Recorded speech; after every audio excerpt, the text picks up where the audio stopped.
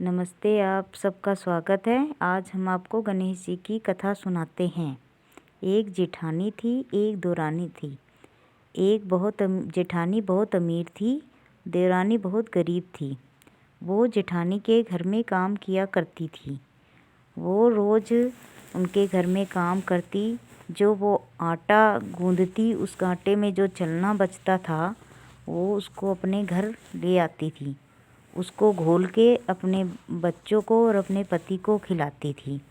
एक दिन की बात है, उसको जेठानी ने देख लिया कि वो भूसा अपने घर लेके जाती है। तो वो जेठानी बहुत ख़राब थी। जेठानी कहती, आज से तो मेरे घर से भूसा नहीं लेके जाएगी। वो बेचारी दुख की मारी चली गई। फिर घर पहुंची तो उसके पति ने कहा, खाना लाओ, खाना खाने के लिए। तो देवरानी कहती, आज खाने को मेरे पास कुछ नहीं है। उसका पति ने उसे बहुत मारा। वो बेचारी रोती रोती सो गई। उस दिन उसका संकट चौथ का व्रत भी था, लेकिन उसके पास कुछ भी नहीं था। खाने को दाना नहीं था, चढ़ाने को कुछ भी नहीं था। वो रोती रोती गणेश जी का ध्यान करती करती सो गई। फिर गणेश जी आए, कहते, मार खानी में व्रत रखनी, मार खानी, मुझे बताओ मैं कहाँ निपटूं। तो वो कहने लगी, कहीं मर्जी निपट लो, मेरा दिमाग मत खाओ। वो बेचारी मार खाई हुई दुख की मारी।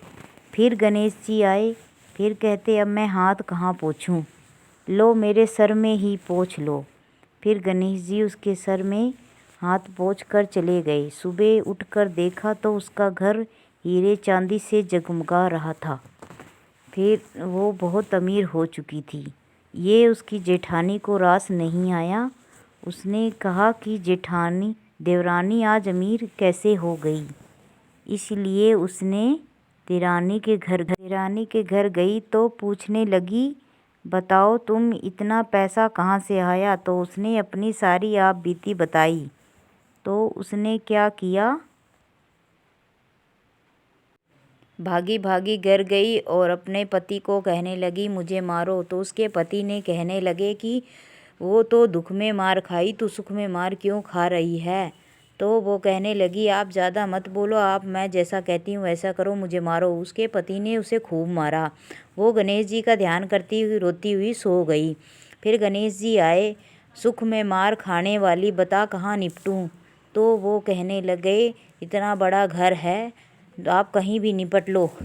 तो फिर गणेश जी फिर आए तो कहने लगे, मैं हाथ कहाँ पोंछूं। तो गणेश जी को कहने लगी, मेरा इतना बड़ा घर है, आप कहीं भी पोंछ लो। फिर गणेश जी चले गए। फिर सुबह जब आँख खुली तो सारा घर सड़ रहा था। तो जेठानी भागी भागी देवरानी के पास गई। देवरानी जी ने गणेश जी से वंदना करी तो गणेश जी प्रकट हुए। गणेश जी कहते, पहले तू देवरानी को आधा हिस्सा अपनी प्रॉपर्टी से देगी, तभी मैं ये सब समेटूंगा। तो जेठानी कहने लगी, मैं दूंगी, आप ये सब समेट लो। तो गणेश जी ने सब समेट लिया। जैसे जेठानी को दिया वैसे किसी को मत देना, जैसा देवरानी को दिया वैसे सबको देना। बोलो गणेश भगवान की जय हो। चौथ, जय गणेश चौथ की जय हो। जय माता दी, जय।